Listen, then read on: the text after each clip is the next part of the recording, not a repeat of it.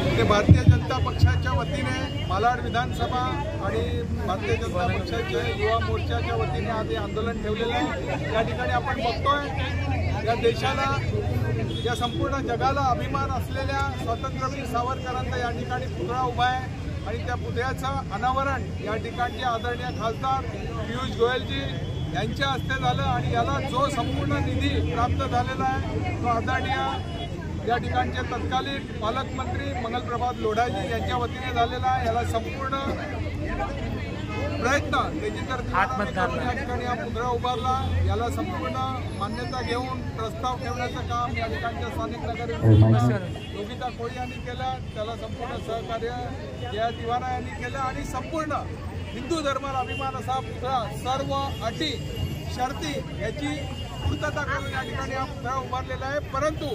असलम शेख आणि काँग्रेस यांनी नेहमीच सावरकरांच्या विरुद्ध भूमिका घेतली आणि म्हणून त्यांच्या काही चमच्यांना एकत्र करून या पुतळ्याच्या विरोधात त्यांनी तक्रार केली आणि हा पुतळा हटवण्यासाठी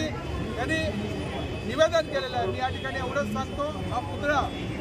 असलम शेख किंवा कोणाचा बाप जरी आला तरी हा पुतळा या ठिकाणी हटवला जाणार नाही, एवढंच सांगण्यासाठी आजचा आमचा पार्टी मालाडच्या वतीने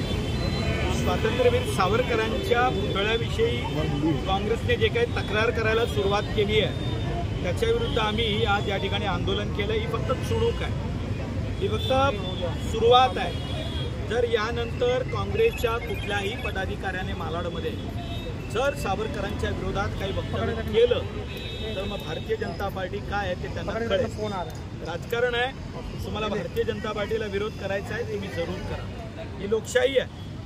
आम्ही लोकशाही मानणारे आहोत आणि म्हणून लोकशाही मार्गाने जो काही तुम्हाला विरोध करायचा आहे तुम्ही करा, तुम्हाला पूर्ण मोकळीक आहे। पण स्वातंत्र्यवीर सावरकर आमचा अभिमानाचा विषय आहे। भारताच्या स्वातंत्र्य लढ्यात त्यांचं जे योगदान आहे त्याविषयी कोणाचं दुमत असायचं कारण नाही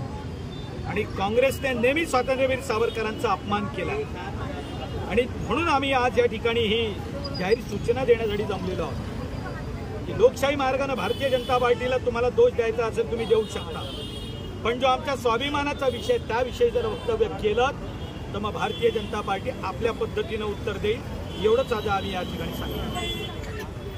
पोलीस स्टेशन में जा रहे हैं। देखिए, असलम शेख ने साबित कर दिया कि वो हिंदू विरोधी है और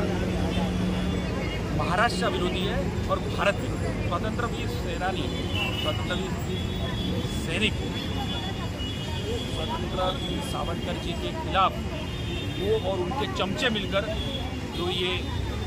विरोध कर रहे हैं, जो आरोप कर रहे हैं, इसका कड़ा विरोध भारतीय जनता पार्टी के हम कार्यकर्ता कर रहे हैं और ये निषेध हमारा तब तक जारी रहेगा जब तक असलम शेख और उसके चमचे वीर सावरकर जी का अपमान किया उसके लिए माफ़ी न मांगे, तब तक हम लोग ये निषेध करते रहेंगे। और जो लिखित रूप में उन्होंने जो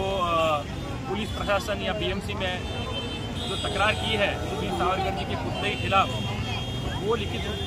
रूप में वापस ले, तब तक हमारी लड़ाई चालू रहेगी।